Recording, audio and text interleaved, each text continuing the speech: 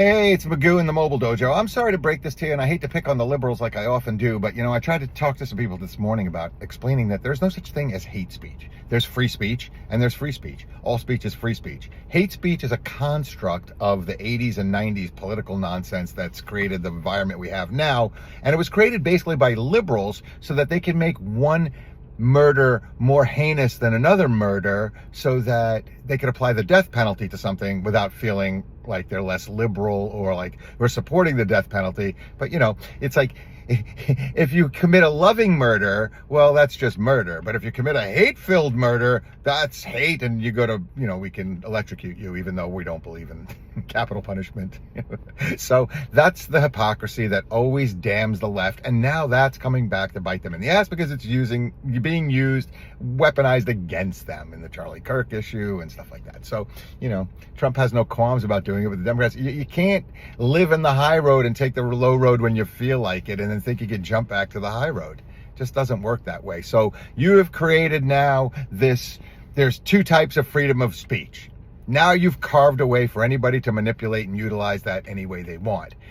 The Constitution that I believe in says free speech is free speech. Just because you hate it doesn't make it hate speech. If you kill Joe Schmo, you are a murderer. If you kill Rabbi Joe Schmo or Captain Joe Schmo or Senator Joe Schmo, you're a murderer. You're not less of a murderer or more of a murderer because your heart was filled with hate and mental illness. You're still a murderer. There's no loving gun. There's a loving gun. It kills just the same as a hateful gun.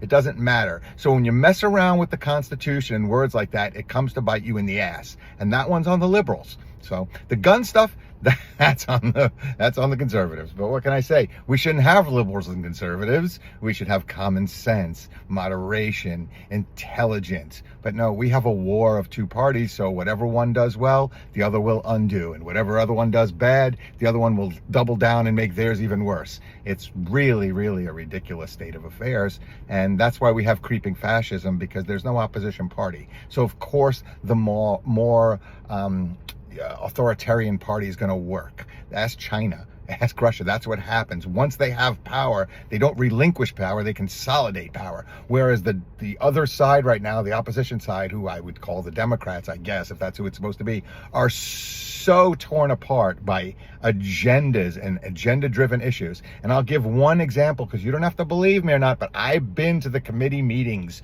for both Republicans and local Democrats. And I can tell you one of the big differences is that the Democrats all come in and everyone has a thing, whether it's trans rights or, immigration or DEI or whatever the case may be. And some are good, some are bad, but everyone's got to be heard. Everyone has to have their agenda first, and everyone walks out of the meeting feeling proud and happy about their agenda, and no comment anything, no strategy, no plan to win. And the Republicans all come in with their agendas, and somebody bangs a gavel and straightens them out, and they narrow it down to 3 common points, and they all stick to the point and don't move off the point very much. When they're questioned on anything off the point, they move it back to those points, and they just keep it on immigration, or whatever's working. So that's a data-driven, statistical strategy that works. Whereas the Democrats are just a bunch of, right now, kind of like screaming ninnies, I call them. They're just yippies yelling about different problems and things. Everyone has an issue they want to fix, and you will never ever achieve power that way. You'll never have any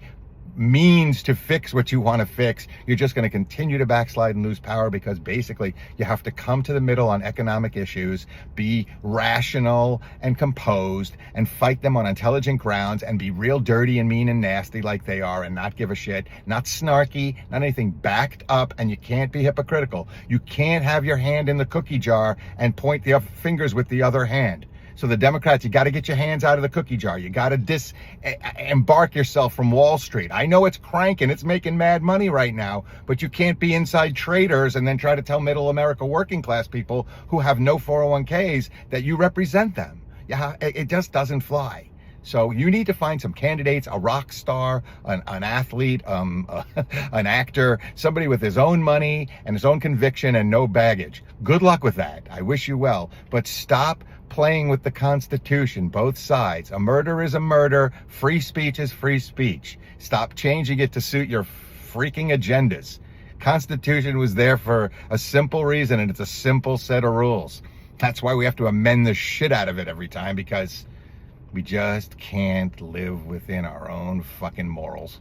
So chew on that, folks. Love you all. Have a great day. Peace out. If no one told you they love you, I do. Take it easy.